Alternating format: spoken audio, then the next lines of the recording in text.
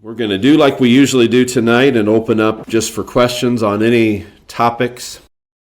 If we don't find a channel that we stay in for a while, then we do have some things that I've been talking about going through. We've talked about several subjects we might potentially discuss as a series of subjects that won't stop us from having normal open and question and answer type sessions, but in the event we don't have any questions on some nights, we'll have a topic that we'll cover. Some related to the book of Revelation and some end times related issues. Some related to the restoration of Israel.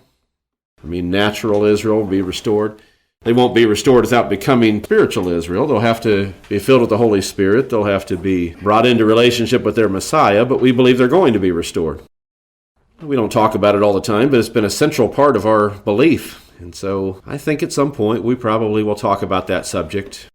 We've talked about some things in the book of Revelation, and I had talked about potentially going through the life of Joseph, but the more that I thought about that, the more that I felt like there might be another life we want to go through first before we ever do that, and it's a much larger scale subject than I've thought about us going through.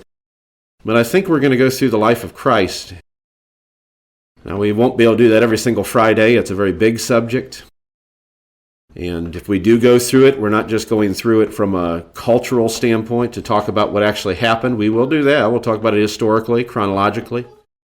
But we'll also cover a lot of things that Jesus talked about, which would cover a number of parabolic things, prophetic things, end times events. And it'll allow us to use that as a base from which we can go into other subjects, because you're going to come to places going through the life of Christ that you're going to get into a lot of end times discussion, and it will take us into Revelation and other places, Isaiah. So I'm going to use that, I think, as a base. When we don't have a specific subject we're talking about or something hasn't instigated some discussion, we may start with that and use it as a base. I think it would be worthwhile to do. We're not just talking about the birth of Christ. We're talking about his teachings and all the other elements that go into what are in the Gospels. So those are some things I want you to be thinking about, and we'll get into that as we go forward. But as usual, I'm going to open up, see if you have any questions on any topic, if it's related to the Bible. But if it's related to even current events, you realize much of that is related to the Bible, isn't it? Almost everything is related to the Bible if you put it in its proper worldview and its proper context. So what questions might you have on any subjects here? Sister Sharon? Brother Bear, in relationship to something that was said at the meeting, I was wondering if you would be able to elaborate a little bit on the scripture that was used when God created man in his own image and in his likeness. And they brought up the difference between image and likeness. And I wondered if you could elaborate on that just a little bit tonight.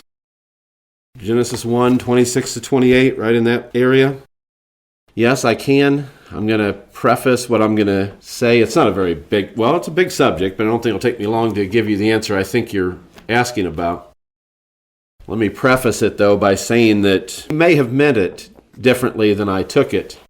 It seemed to be that we are trying to be in the likeness of God, not the image, or the image was secondary. I almost exactly would reverse that. I personally believe it's the image of God we're trying to emulate. When you read in the New Testament, we're to be conformed to the image of Christ, aren't we? And Christ is the image of God. So the word image is used a number of times in the New Testament for what the believers are to be conformed to, as well as what Christ was conformed to in terms of him being a reflection of the Father, how we're to be a reflection of Christ. If we're a reflection of Christ, you've heard me say it, some of our Bible studies we've been having here lately. If we're a reflection of Christ, we'll be a reflection of God. That's a synonymous reflection. It's not anything different between the two in terms of their moral characters and disposition. Likeness usually in the Bible is referring to the form of something. When you're talking about something being in a likeness, now it is true, the word image can be used for false idols and other things. Like when someone makes an image, it's a false image. But the image of God that man was made in, I don't personally believe was God's physical image. I don't think it was God's physical form that was God's image. If you want to make some parallels between man's form and God's form, if you could say God has a form, he's a spirit, God is spirit, the scripture says. But I think he has a form. I think he modeled man after his form. Now I want you to make sure you ask questions about this because it's a deep issue. Man was made in the image and the likeness of God, Genesis tells us, doesn't it? Now, those are two different things. I'm going to repeat what I just said a moment ago from a slightly different perspective. Those are two slightly different things. They sound like they're the same thing, but they're not.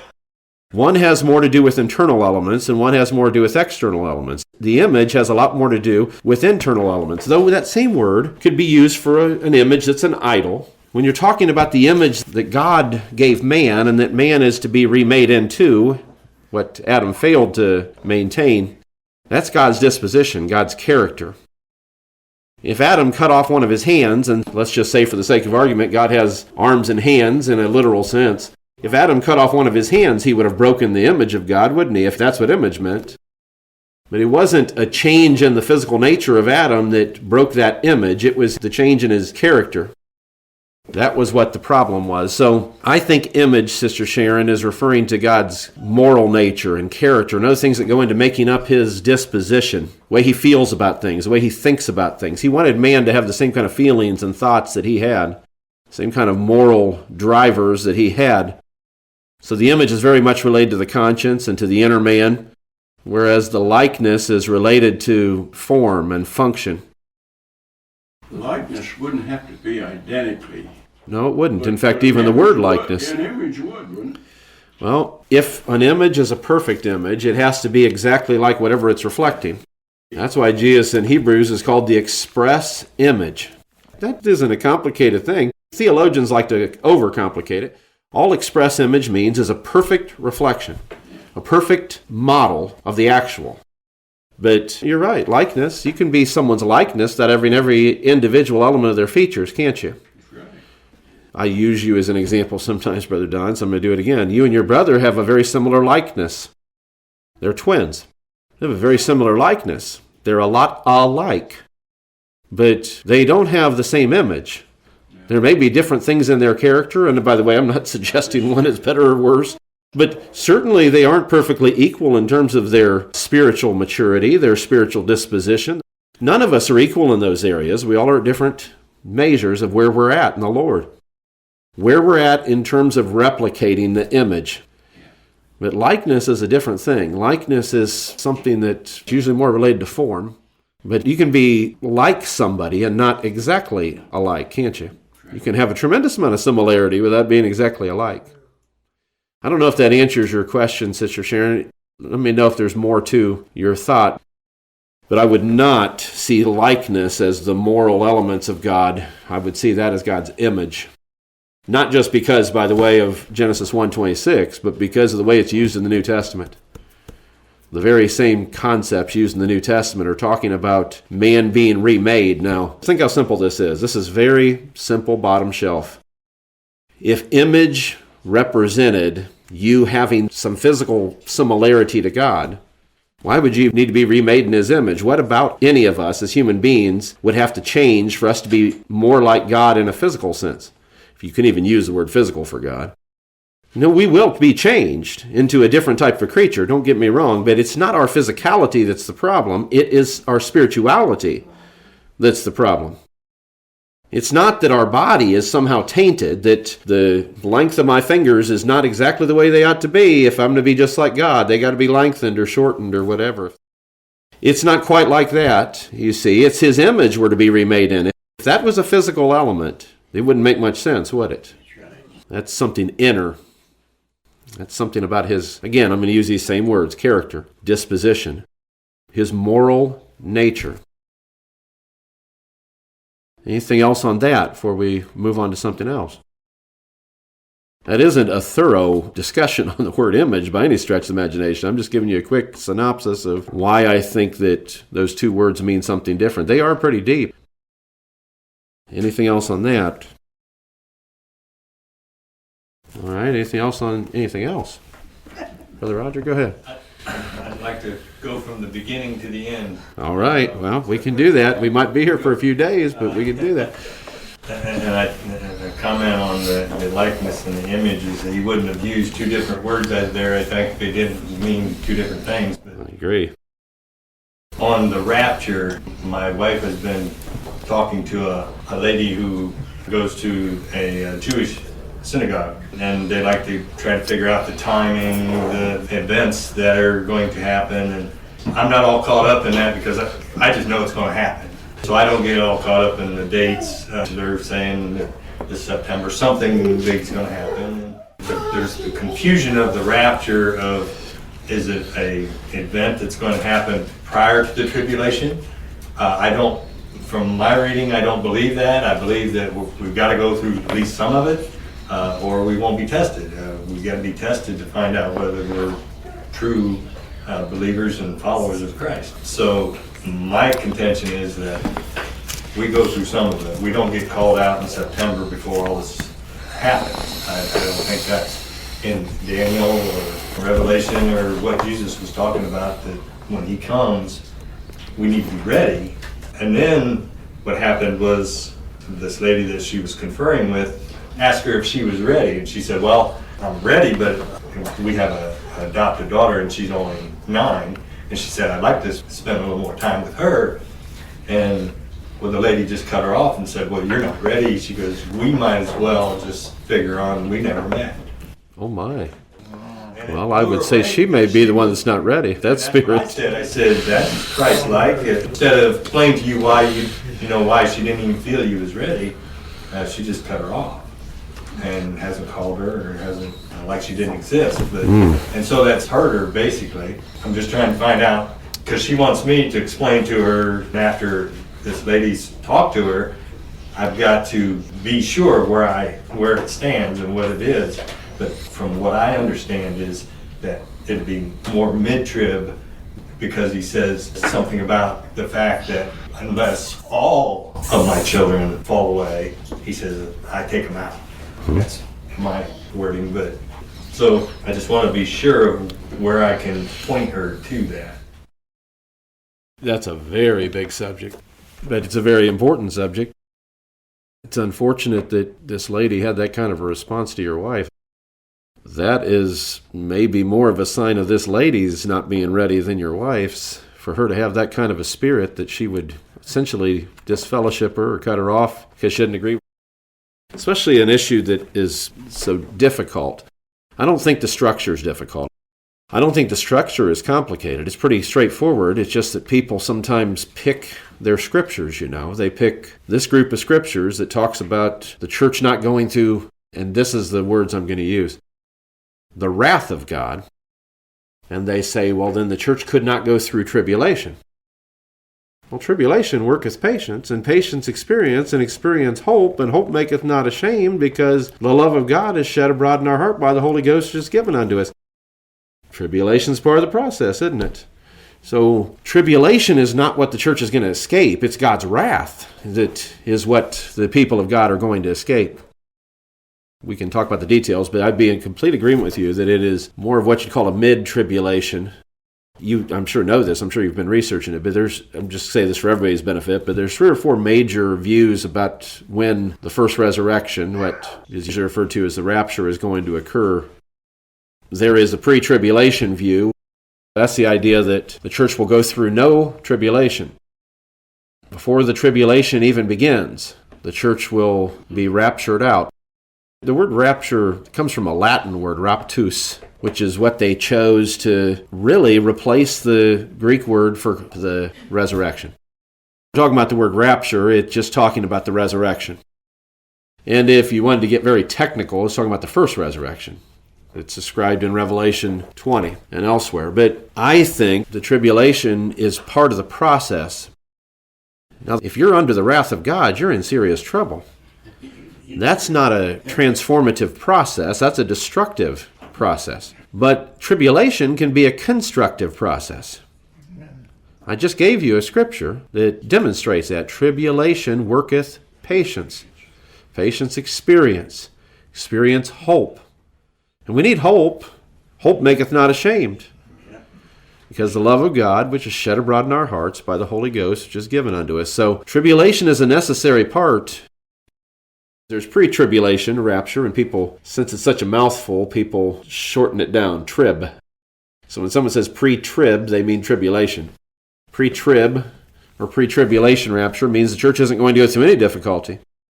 The people of God will be resurrected out of this world before any difficulty begins. Well, let me ask you a question. Has the church gone through any difficulty since the time of Christ? Right. The church is not going to face any tribulation, huh? Already had. It has faced centuries of it. That's right. Unfortunately, this is the saddest point. What I believe were the true people of God, I'm not picking out any denominational group, I'm talking about people that were faithful to God, who really believed Him, who really loved Him, were persecuted by the church itself that was not faithful and was not true and was full of false doctrine. That was some of the worst tribulation you could imagine during the Dark Ages. It's not over with. What I mean by that is there's still tribulation yet to come. But the church faced terrible tribulation from within the ranks of what was called Christianity, or Christendom. Sometimes you hear this phrase Christendom, and I use it in a variety of ways, sometimes just in a general way, but Christendom really was referring to Christianity as a kingdom, Christianity in its imperial sense. There is going to be a kingdom on this earth one day, but the church in the Dark Ages was not that kingdom. It was a persecuting agent, and it did tremendous damage to the people of God. The church itself did tremendous damage to the people of God. What was called the church, I sometimes call it pseudo-Christianity. Pseudo just means something that looks like it. It's an imitation, but it may not be the real thing. In fact, if it's pseudo, it's not the real thing. So I guess my first question, this is a rational question. If somebody was challenging someone and saying, well, the church is not going to have to go through any tribulation, my first question would be, has the church not gone through any up to this point?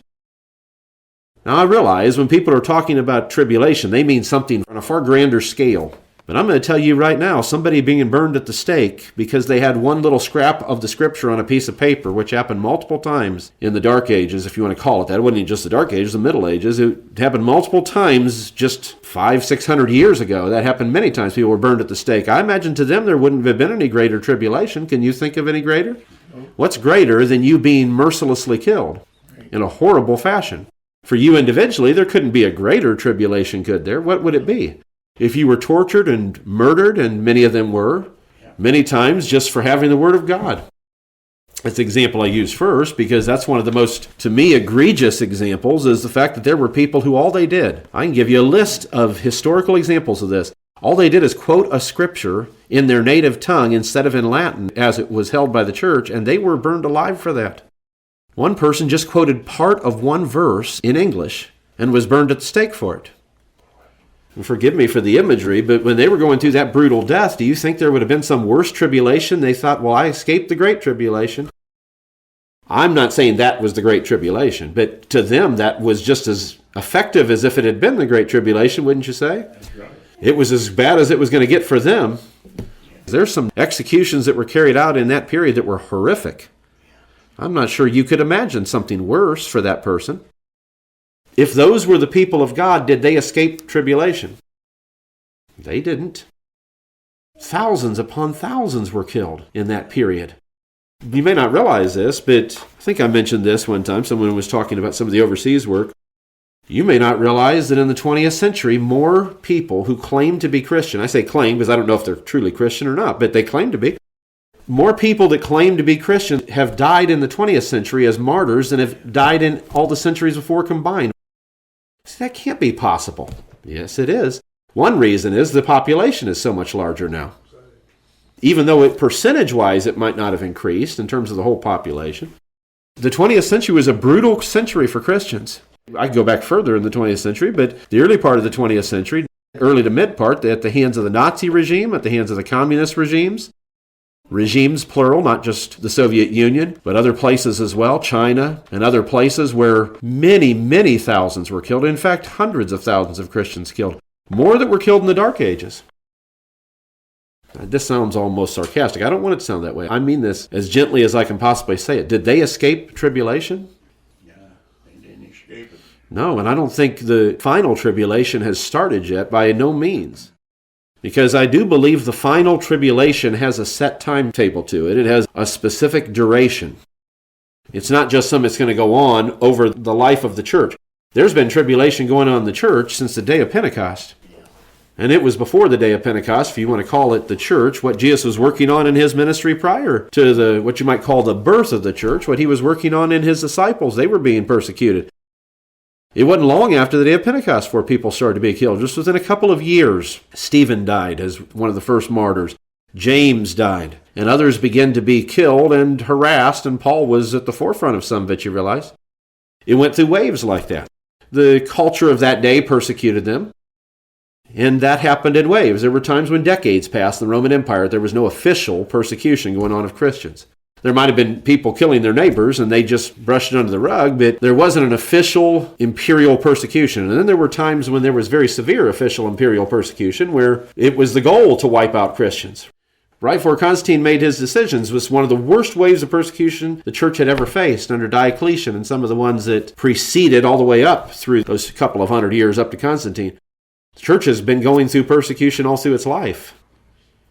That is tribulation. Tribulation is another word for persecution. It's not a fancy theological term for a special case, though there is a great tribulation the Bible describes. By the way, this doesn't fit into just one period in history, but there is a phrase called the day of the Lord. The day of the Lord can refer to a couple different things, several different things, more than one or two. But one of the things the day of the Lord refers to is the day of his vengeance, the day of the vengeance of our God. And you know what's tied right into the day of the vengeance of our God? I want you to think about this. Here's a scripture. This is Isaiah 63. It's combining two different things together in this statement when it calls it the day of vengeance and the year of his redeemed. That's an interesting combination, I think, considering those two things don't seem to go together very well. This is down in the 4th verse. The day of vengeance is in my heart, and the year of my redeemed is come. That is combining together two different elements going on. Now, somebody that would believe in a pre-tribulation rapture would say, God's going to deliver his redeemed, and then his vengeance will fall. Well, that's exactly right. But something's been going on before his redeemed got delivered and before his vengeance fell. What is one of the main reasons God would respond in vengeance on a world? Sin is pretty obvious, right? But let's think of something besides just general sin. What do you see in the Bible times when God responds with great vengeance? I'm going to give you an example that we use all the time. What is the best example in the first couple of books of the Bible where God responded on a culture with tremendous vengeance? Extreme reciprocity. The flood is one example, isn't it? Now, this isn't, by the way, a proof text for one of these views or another, but you realize that Noah didn't necessarily escape the condition. He escaped the results, but he was in it. He was in the flood. He was just in the ark in the flood, wasn't he? He was literally in the water in a boat. Now, that isn't even the example that I was thinking of. After the flood, where is one of the first examples we see in the Bible where a whole culture, a whole nation had God's wrath fall on it? Egypt. Egypt is one that I definitely think is a good example of this. This is an interesting parallel. If you want to parallel what happened to Israel and Egypt with what I think is going to happen with the church in the end times, I think this is exactly how it's going to happen. When I say exactly, I don't mean there'll be 10 plagues. I just mean God's modus operandi, his method of doing things. God has a way of doing things. For someone that would argue God does not allow his people to go through trouble in the process of delivering them, you might want to look at the Exodus, and you might want to look at the at least 200 plus years that preceded it. There were at least a couple of hundred years that Israel existed in Egypt. There were 4 major generations they existed in Egypt. By the time God responded, it had gotten very bad. Very bad for God's people. Very bad in what way? What were some of the things that were going on that would have been terrible tribulation for them to have to be going through?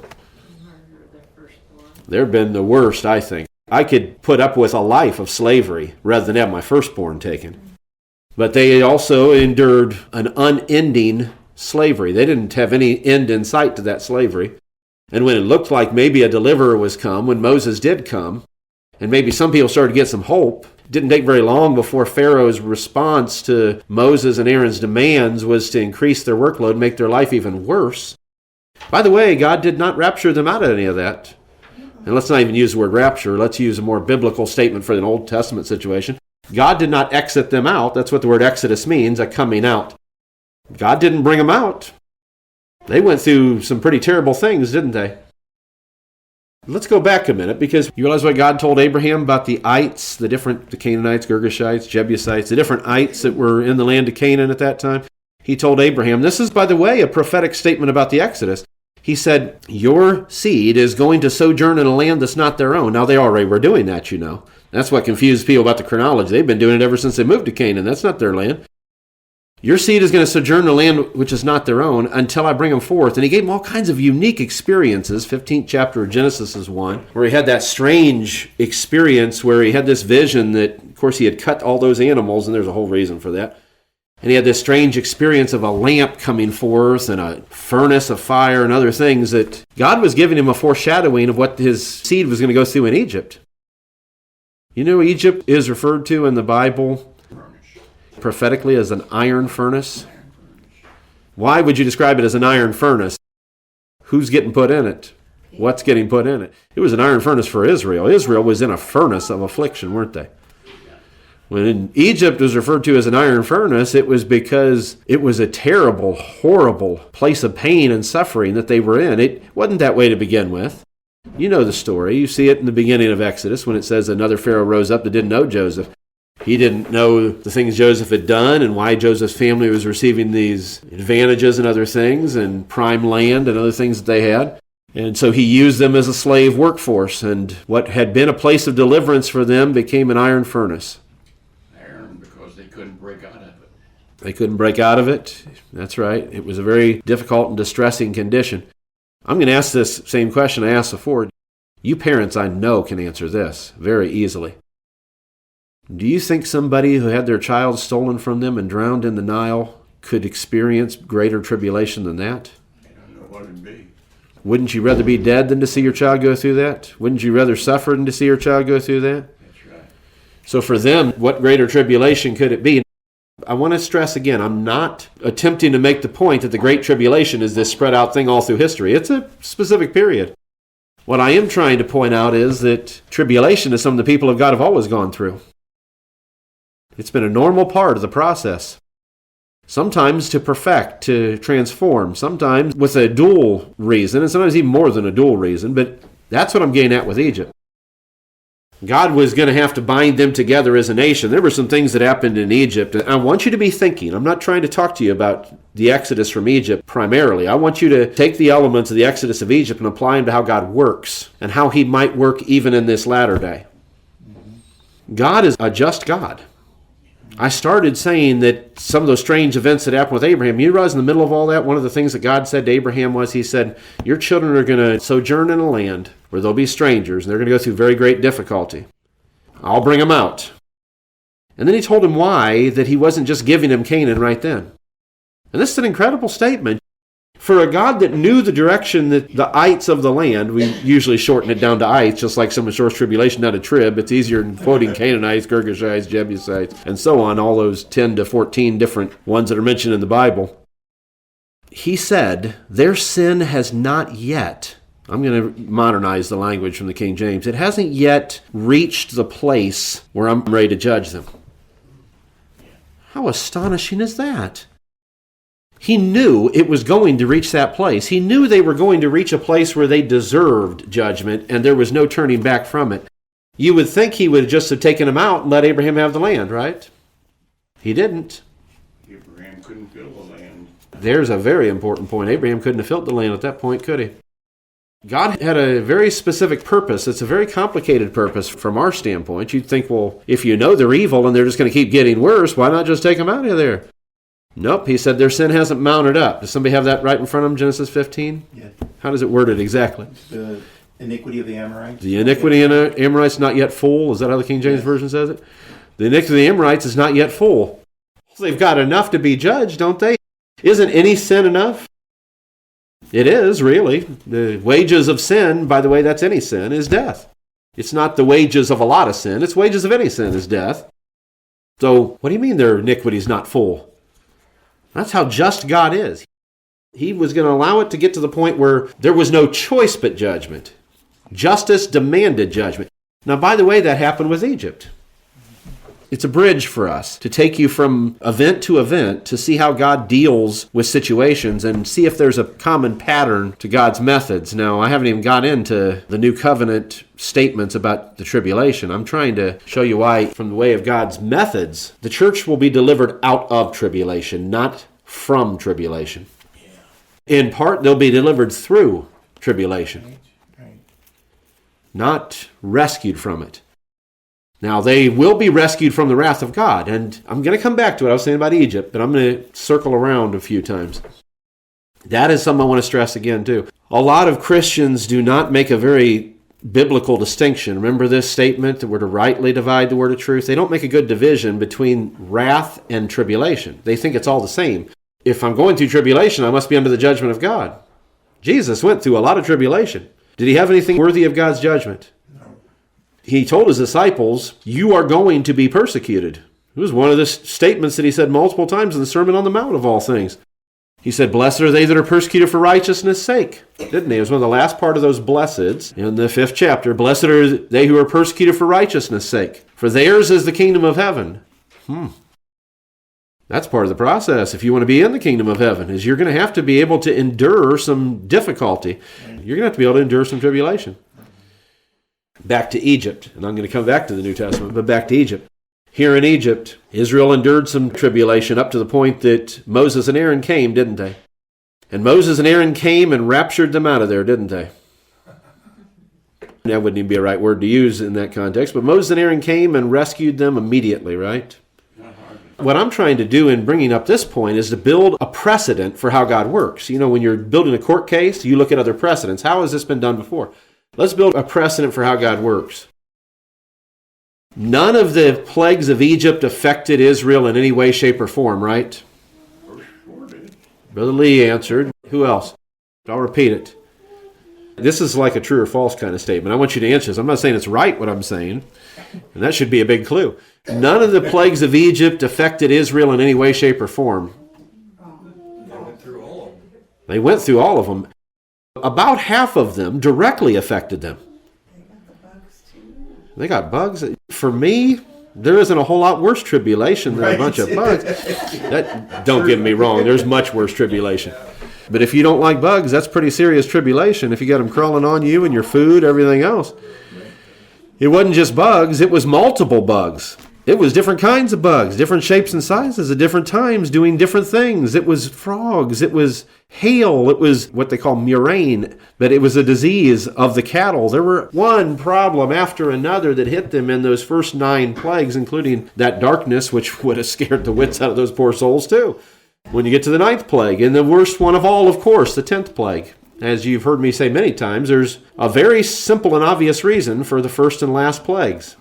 I've said it enough times, someone ought to be able to tell me. Why do you think God would have used the first plague of the Nile River turning to blood and the last plague of the firstborn being killed?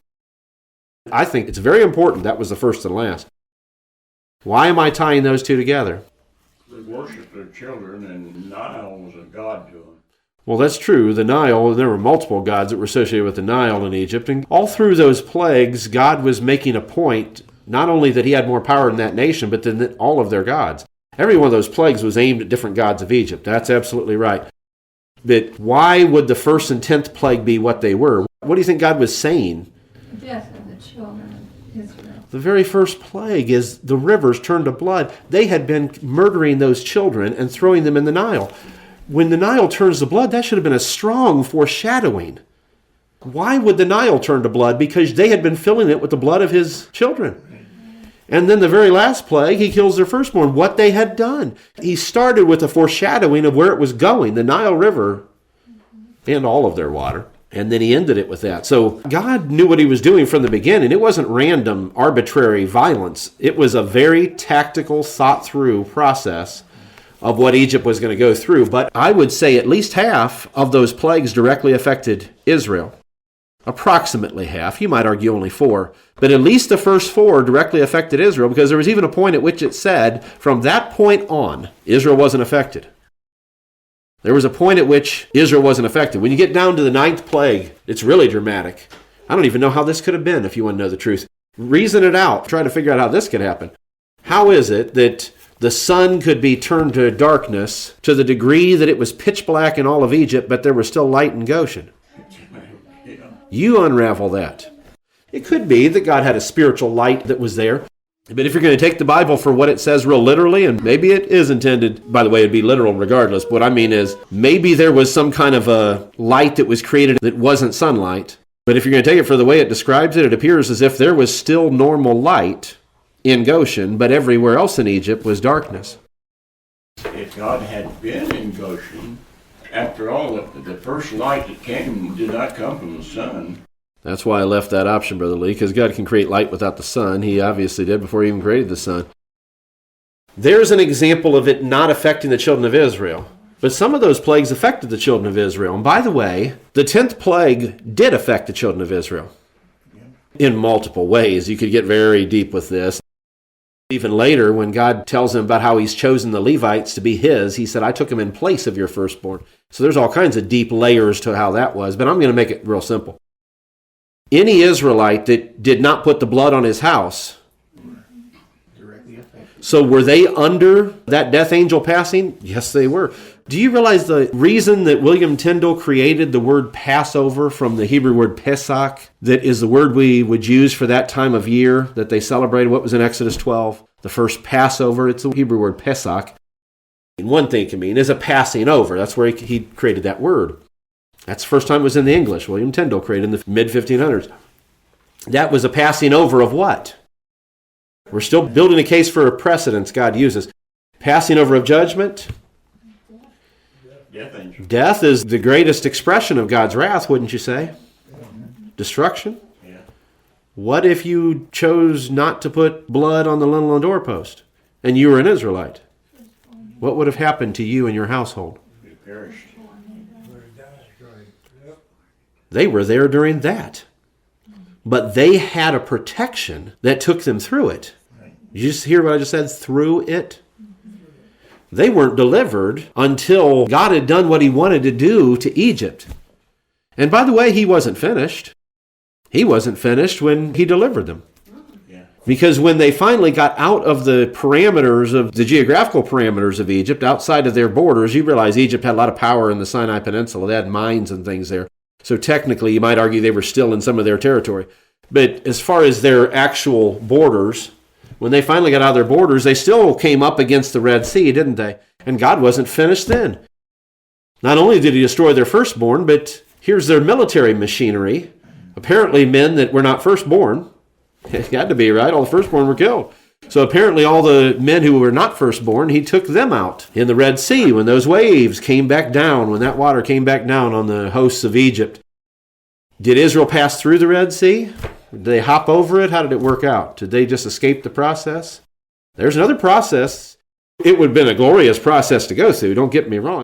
But we are looking at it from the outside. Do you imagine how terrifying it would be? The whole process would have been terrifying. Yeah. Not just the 10 plagues, though some of them were affecting the Israelites. And read the first few. They were affected the Israelites. And that to me, by the way, is where I'd start to build a precedent for how God works in terms of the last days. I think the beginning of the things that are going to happen are going to cause problems to occur with the church too. But there'll be a point at which God's wrath is going to be aimed at this world and not at his people. And the people of God will be brought out before the greatest wrath of God falls on this world, because we're not the object of God's wrath if we're God's people. We may be there through some of the process building up to that final wrath. There's why I agree with what Roger was saying about what you might call a mid-tribulation resurrection, because that's really what was happening with the Israelites if you think it through. They didn't resurrect, obviously, but midway through the process, God took them out from under they were still there, but you get up to the Red Sea and just think how terrified you'd be. We pick out times in history and say, I'd love to have been there to see such and such. I'd love to have been there to see such and such. I doubt if you really were there, you would have been very excited about being there for any of it. Scared to death. You really want to be there with Hananiah, Mishael, and Azariah? Do you know who those three individuals are? You might know them by their Babylonian names. You really want to be there when every single person in that massive field at Dura falls to their knees and those three young men are just standing there in the middle of that field of individuals on their knees worshiping that image? You really want to be there with them? Standing? Well, you can look back with hindsight and say, well, I know what God's going to do. Even knowing what God's going to do, how excited would you be about having to go into the furnace? They went into it, you realize, right? This is another precedent. They went into the furnace. They didn't escape the furnace. They went into the furnace. That's one reason why you might even tie the language of Egypt, the iron furnace. It's a process. But they went in there, didn't they? Now, they came out better than they went in. They went in bound, didn't they? They came out unbound. There's a deep typological message in that. They went into the process with some bindings on them, and they came out with no bindings. And they came out not only with the bindings, the ropes that were tying them, having been burned away, but they came out without even a smell of fire on them. Question, do you think that's why he put it that way, the day of the Lord's vengeance and the year of the redeemed, because it's a process? You're being redeemed through it? Through the process that leads up to that? Right, because it says the year of the redeemed, because maybe it's that idea that maybe he put those two different time frames in there for a reason. If you read the 3 verses that precede that in Isaiah 63, you'll see they're not exactly sunshine and roses. Who is this that cometh from Edom with dyed garments from Basra? Is that how it starts? He that is glorious in his apparel, traveling in the greatness of his strength. Yes. Is that how it goes? What does he say then? I that speak in righteousness, mighty to save. Wherefore thou art red. Now, here's where this isn't as pretty a sight as you're thinking. Wherefore art thou red in thy garments? And thy apparel and thy garments. Apparel. Like him that treadeth out the wine fat. Treadeth out the wine fat. That's a glorious thing, isn't it? Treading out the wine fat. Well, you better look and see where in the Bible it's talking about treading out the wine fat. That's not a time to be around when he's treading out the wine fat. I'm going to tell you that right now. You go to the 19th chapter of Revelation, you're going to see where that's going to happen. And by the way, in the 19th chapter of Revelation, he is described with garments dipped in blood, isn't he? It's a vesture dipped in blood, which is a parallel with this statement. This is Jesus. This one that's coming from Edom with dyed garments from Basra, mighty to save, that's Jesus Christ. He's going to be coming, but you realize the dark undertone of some of those statements around his coming? There's judgment in the wings, so to speak. There's a weight behind that coming. Then he goes on to talk about how does he say that? Their blood shall be sprinkled upon my garments, and I will stain all my raiment. That's what you're seeing in Revelation 19. See, Revelation 19, Jesus is returning with his people. That's after what we would call the tribulation that comes on the church. The tribulation comes on the church, then there's the first resurrection. You'd have to start in Revelation 19 to now get what's occurring in the beginning after the first resurrection. The beginning of Revelation 19, especially the first series of verses before it starts describing Jesus, describes the marriage supper of the Lamb. The marriage supper of the Lamb occurs, and then Jesus comes back with his bride to rule and reign over this earth, to judge this earth. That's pretty dark events when he comes back. It'll be glorious, but it'll be very frightening as well. Let's go back. I'm going to come back to that, but let's go back to what I was saying earlier about even the Israelites coming out of Egypt. I cannot imagine what it would have felt like to be backed up against the Red Sea. Put yourself in their shoes for a minute. Think what a roller coaster of emotion you've just gone through. All these plagues and the back and forth, and Pharaoh keeps hardening his heart, and then when Pharaoh doesn't harden his own heart, God hardens it, and it just keeps going. You're thinking, will this ever end? We, looking back with hindsight, might say, when there was darkness and we had light and the death angel passed over and the firstborn sons of Egypt were being killed, we look back at that like a military victory. But if you're sitting there in the middle of that place at the mercy of the Egyptians, in your mind at the mercy of the Egyptians, and believe me, they thought they were. Then the statement was made, did you bring us out here to kill us? That's absolutely right. That's what they said to Moses just not long after that. They were terrified by the events that were going on. They were going through a very difficult time. And when they got up to the Red Sea, I think that would have been probably the most terrifying time of all. Do you think it would have been exciting to go between those walls of water? You realize these folks were not the paragon of spirituality passing through these walls, I'm sorry to say. These were a lot of highly spiritually immature individuals. They weren't going through there saying, praise the God of heaven, look at this. I think they're going through there as fast as they could. It's coming down on me any minute, You can see that later in the wilderness. They were constantly, he's not going to take care of us. How are we going to eat? How are we going to drink? We might as well go back to Egypt, which would have been really an insane thought to have for the reason that I'm getting to right here in this point. When they got up against the Red Sea, you do realize what all had just happened to Egypt. And now the military men of Egypt who had lost fathers, who had lost brothers, think it through. These were second and third and fourth born sons that were coming after them. Every one of these men lost someone in their family. They had to have. They wouldn't have been alive. If they were an only child, they were a firstborn son, right? So every single one of these Egyptian soldiers had lost somebody to these Israelites. And now Pharaoh has unleashed them, and you're backed against a sea that you don't think there's any possibility of getting across. I'm sure they were terrified. And you might think they were tremendously excited when the waters rolled back, because we're looking at it from the standpoint of Charlton Heston or whoever else was in the movie. Standing on the seaside. Oh, look at that. Isn't that incredible? So now they've got cartoons that make it look even better than they did in the old-time movies. Isn't that incredible? I doubt they were thinking it was incredible. You know what happened at night, right? Which would have been even more frightening. Those huge walls of water walking between them in the dark. It would have been a terrifying experience. And thinking the Egyptians are right behind us, they're going to catch us in this trench between these walls of water and murder us here just as easily as anywhere else. Think how frightening it must have been. But God was delivering them in the middle of that incredibly difficult process. We look at that as an incredibly powerful process. It was. It was the might of the great God of heaven that was moving. But I'm sure they were scared out of their wits with the process that was going on. Mm-hmm. Looking back then, of course, as the walls came down on the military might of Egypt, God brought his final judgment down. They weren't even going to be a threat to the Israelites during that 40-year wandering in the wilderness, that maybe they'll come from behind and attack us. Or maybe once we get into the land of Canaan, we're going to have to worry for a long time. They did later, but we're going to have to worry. How are we going to establish our kingdom here? We got the ites we're going to have to deal with, and then Egypt is out for revenge. Egypt couldn't have taken revenge if they wanted to. They were weakened probably for generations because of what had happened to them. I have no doubt for generations when you look at all the things that occurred.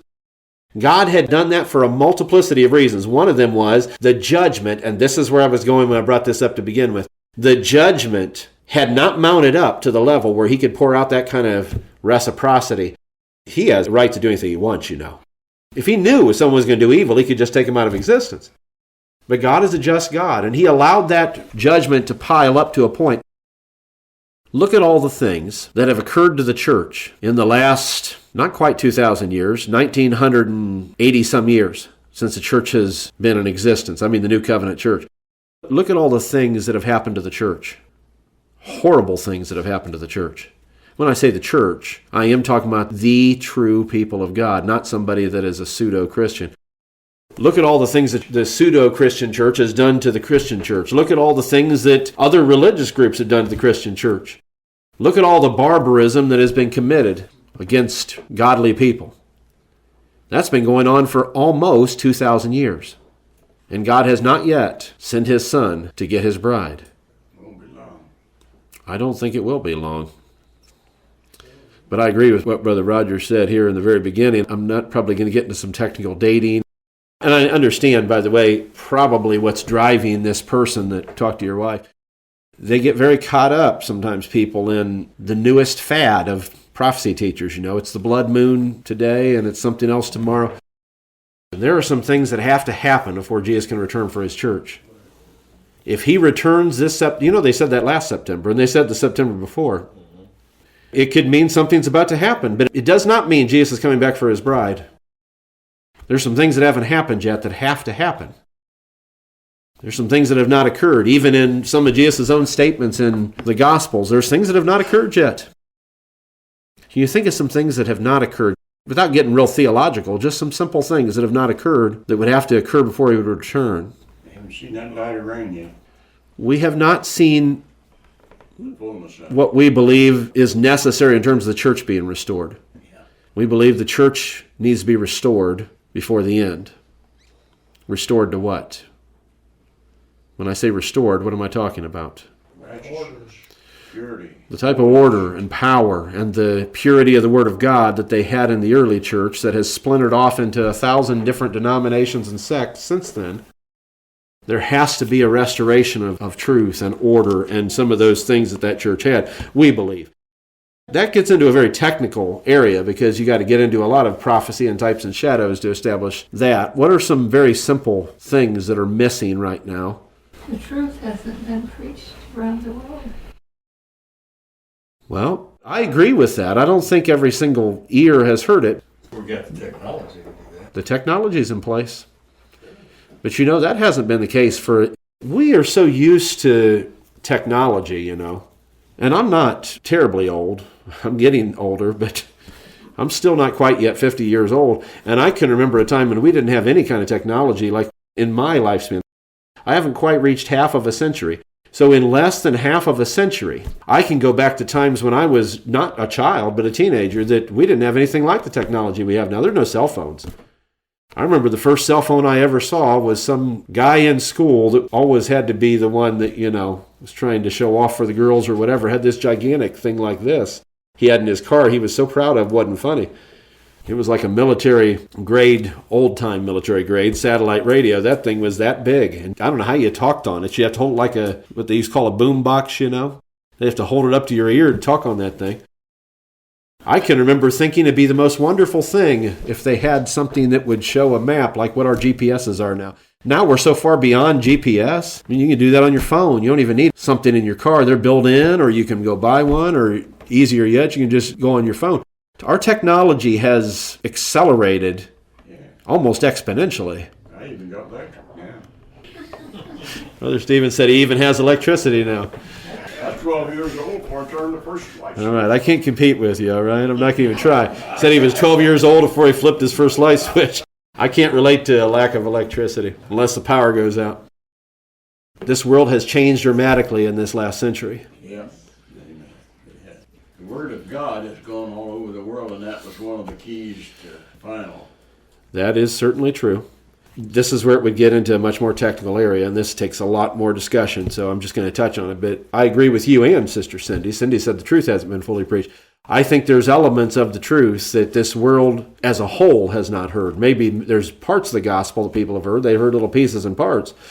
And I don't mean this in a denominational sense of this term, but I think there are a lot of people that have never heard the full gospel. And again, I'm not talking about the denominational element that calls the church's full gospel such and such, but I don't think the world as a whole has heard the full gospel. They've heard versions of the gospel, and some of them might be the full gospel, but there's a lot of versions of the gospel being preached right now, wouldn't you think? All by itself, that's a challenge to me, thinking Jesus is going to come. He's going to come when the church is in a state of spiritual confusion? And it is. The church is more divided now than it's ever been in its entire history. There are more sects, SECTS, and denominations today than there have ever been. And often over the smallest little minutia, someone will divide over. We had a precious lady come into one of our Bible studies here a few years ago, and she was so excited about whatever the subject was. I think we were talking about the resurrection, which if you can't get excited about that, it's no pun intended, but you're dead. She was so excited. And then after the Bible study, she asked me a question. When do you think the church was truly born, brought to birth? I thought, well, that's not very complicated. I can't imagine whatever answer I'm going to give her is going to be controversial to her. But I asked her first, I said, what is your belief on it? What's your take on it? Obviously, she's asking me because she's got a belief. And she said, well, my husband and I think the church was brought to birth during Jesus' ministry, when he was ministering with the disciples.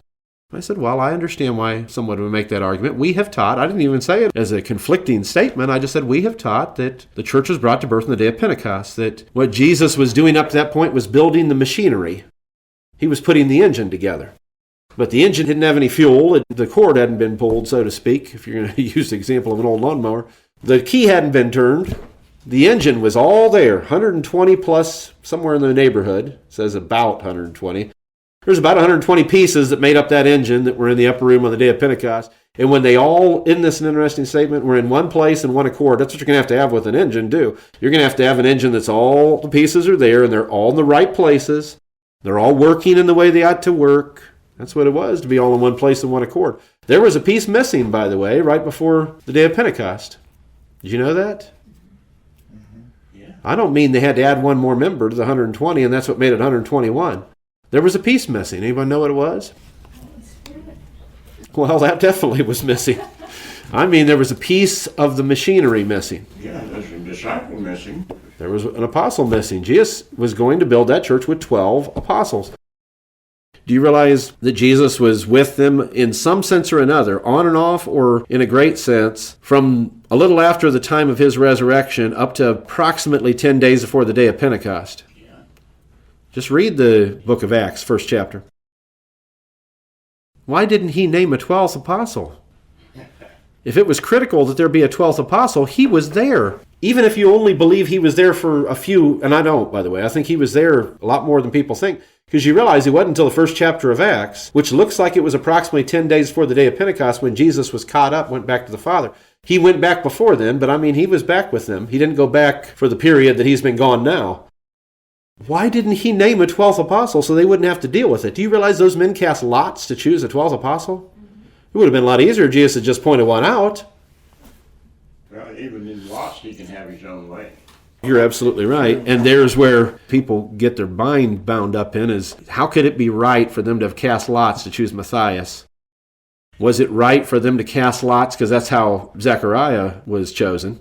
He was chosen to do the work of offering up that incense by the casting of lots. That's the process they used. And they had different ways of casting lots. We can get into that another time. But they had a very odd way of doing it. According to the first century rabbis, the way they cast lots to choose who was going to do different things on the morning and evening sacrifices, those courses, is the ruler of the temple would snatch the cap, off of one of the individuals, and they'd start to count with whatever he snatched the cap off of. He'd say, it's going to be number 70.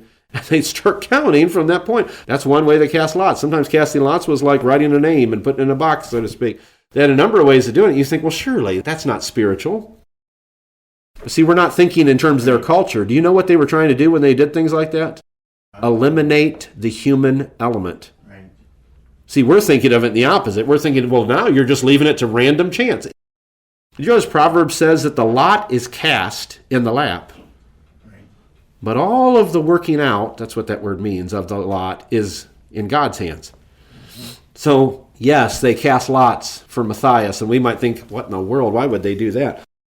They wanted it out of the political arena entirely. There's no politics to this. Right. We didn't pick him. And you might think, well, it was just chance that picked him. There's no chance. That was God that designed who was going to be that apostle. But I think it's very interesting that Jesus didn't just tell them who the 12 should be during those weeks that he was with them in between his resurrection and his return, his permanent, not permanent, semi-permanent return to the Father. Something to think about. Now, where were we at before I went off on that rabbit trail? Well, that was the missing element. Yeah, there was a missing element, wasn't there? That machinery wasn't all in place. There needed to be. All the pieces were there, but they all weren't in their right places. Matthias was supposed to be in a little bit higher place, a little bit more critical place, in a little bit more tactical place in the machinery. He was supposed to have a higher role in terms of authority and operation in what he was doing. And he didn't at that time, and until he did, the machinery wasn't all there. And I was talking about this dear lady, precious lady. I've told this story before. She was upset when I said that it was on the day of Pentecost. I didn't say it to her, but I thought, why would that be such a sticking point? She says, well, my husband and I have determined that if we cannot find a church that believes that it happened before the day of Pentecost, it doesn't matter what truth they have. I thought, oh, my Lord. Oh my goodness. I would have never said this precious lady. That is what you divide over? You divide over when you think, or I think, the church was brought to birth, and you'd be upset that I think it was on the day of Pentecost? That's just like this lady talking to your wife. People have their particular peculiarities that are their thing, you know. And some people really get caught up in end times prophecy. And unfortunately, the folks that really get caught up in it tend to get caught up in every wave of it. As soon as one prediction fails, they're on to the next. And they seem to forget the last one wasn't what they were certain it was. Maybe the last 20 weren't what they were certain. You know how many times people have been prophesying? I don't know how you do this kind of a search, but if you were to look through a search of books written on prophecy and determine which years, I'll bet every year for decades someone has said that's the year, and they were trying to establish why it was. I read a book around 1995 that I think it was called 1996 that was that thick, proving beyond a shadow of a doubt, according to the back of the book, that 1996 is when the Lord was going to return. That's 22 years past. If he returned, we missed it, didn't we? We have to be very careful in setting dates, and the last thing anybody should be judgmental about or critical about is their date, because nobody's been right about any dates yet, have they? Think about that for a minute. Just think about it. There have been thousands of dates set. Has anyone been right yet? Jesus said, I don't even know the day or hour. Jesus said, only the Father in heaven. He said, not the angels, not the Son. Only the Father in heaven knows the day. That's absolutely right.